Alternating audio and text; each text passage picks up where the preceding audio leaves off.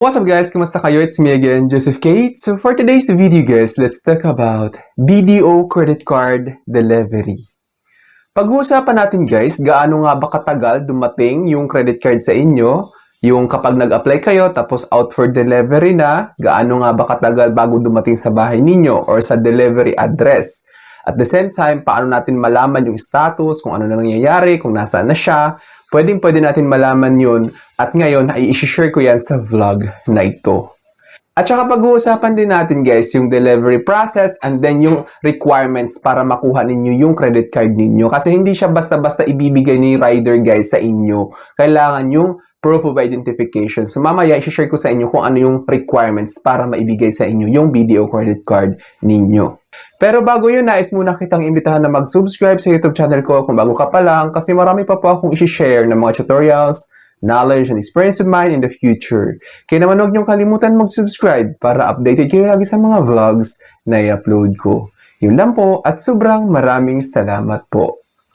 So as you can see guys here, BDO credit card delivery generally takes 3 to 5 banking days for Metro Manila and 7 to 15 days for provincial addresses after approval.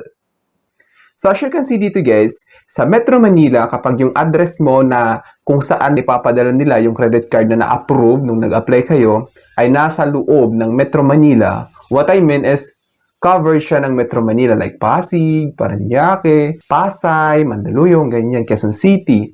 3 to 5 banking days lang darating na agad yan sa address na nilagay ninyo nung nag-apply kayo. Ngayon, kung nasa probinsya naman or outside the Metro Manila, 7 to 15 banking days. Kasi nakadepende siya guys, kung halimbawa nasa Mindanao yung address mo, kung nasa Bulacan lang or di kayo nasa Laguna, so hindi siya aabot ng 15 days. Ngayon, kung nasa Mindanao banda yung address ninyo, aabot niya ng 15 days or mahigit pa. Delivery occurs from Monday to Friday, excluding holidays. You will receive an SMS notification once the card has been dispatched. So as you can see dito guys, excluding holidays, Monday to Friday lang siya. So nakalagay nga is banking days. So ibig sabihin kapag holidays or weekends, hindi kasama sa 7 to 15 banking days yun kapag outside Metro Manila or nasa province yung address nyo. So dapat banking hour siya or banking days. Siguro nagigets nyo naman na hindi dapat kasama yung holidays at weekends sa bilang. Then as you can see guys, you will receive SMS notification once the card has been dispatched. So ang ibig sabihin na to guys is magpapadala si BDO ng notification doon sa registered mobile number or registered email address ninyo kung yung credit card ninyo is out for delivery na. At doon pa lang magsisimula yung counting ng 3 to 5 banking days kapag within Metro Manila and 7 to 15 banking days kapag outside Metro Manila. Make sure lang guys, nung nag-apply kayo ng BDO credit card, yung ilalagay nyong mobile number at email is na-access nyo talaga.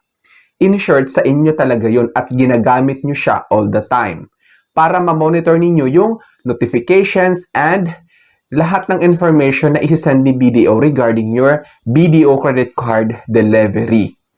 Hindi lang siya sa BDO credit card delivery actually guys magagamit. Sa lahat ng future transactions ninyo, kung kailangan ng OTP or one-time PIN, any verification, doon lahat ipapadala sa registered email address and registered mobile number. As you can see dito guys, estimated delivery timelines. Metro Manila is 3 to 5 banking days tulad ng sabi ko kanina.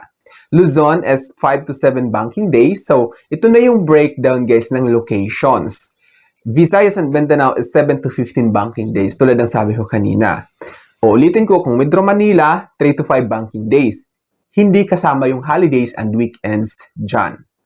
Luzon is 5 to 7 banking days. Kapag covered ng Luzon yung address nyo, like for example, hanggang Masbate, hanggang dito. Like for example, dito sa location ko kasi nasa Masbate ako guys.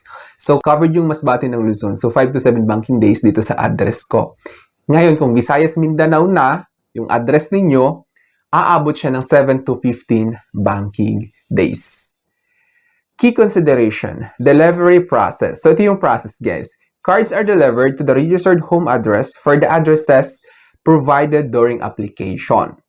Tulad na sabi ko kanina, kung ano yung nilagay yung delivery address din doon or yung permanent address ninyo nung nag-apply kayo. Tapos kung ano yung address, kung ito ba ay home address or work address ninyo ipapadeliver.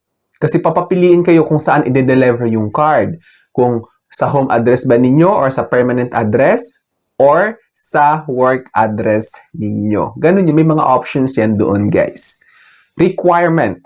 You must personally receive the card and present one valid ID to the courier.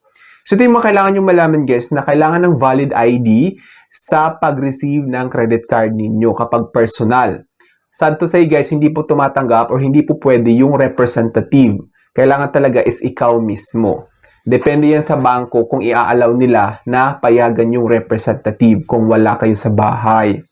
Basta mag-iwan lang kayo ng authorization letter and valid ID. Kaya naman, much better, guys, to do is to contact BDO Contact Center to know more about your credit card delivery at the same time para rin malaman kung okay lang na iba yung mag-receive ng card kasi nakadepende siya minsan. Tracking. You can check the status via the BDO website, typically 5 banking days after approval. So ngayon, guys, pwede nyong i-check yung credit card status ninyo sa BDO official website, which is kailangan lang yung reference number nung nag-apply kayo, of course. Dapat nasa sa inyo yun para matrace ninyo yung credit card delivery at the same time yung status ng credit cards ninyo. And if the delivery exceeds these timelines, you may contact the BDO Contact Center at 8888-0000 or 02-8888-0000. Actually, guys, ito yung bagong contact number ni BDO. Para na rin malaman ninyo kung ano yung status ng credit card ninyo, para malaman nyo kung nasaan na siya, kung ano ba nangyayari, the status and everything you need to know more about your BDO credit card delivery.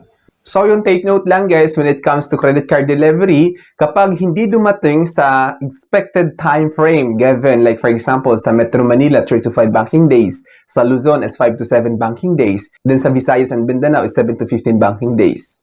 Ngayon, kung lumagpas na siya dun, guys, it's time to call BDO Contact Center kung ano yung nangyayari.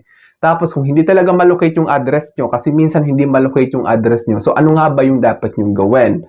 Make sure lang, guys, na yung landmark, yung mabilis mahanap na address or yung landmark, like for example, magbigay kayo ng lugar kung saan mabilis mahanap. Tapos, pagkadating doon, sabihin mo yung courier na tawagan kayo para at least maging aware kayo na may BDO credit card delivery kayo para malaman ninyo kung ano yung dapat nyong gawin. Sunduin nyo na lang yung si courier kung hindi nila mahanap yung address mo. At saka, guys, kung hindi talaga dumating, ilang attempt na is unsuccessful, pwede kayong tumawag ulit sa BDO Contact Center to request for BDO credit card redelivery. Ganyan yung dapat nyong gawin para at least kahit papano i-redeliver or i-deliver ulit yung BDO credit card ninyo sa nominated address ninyo.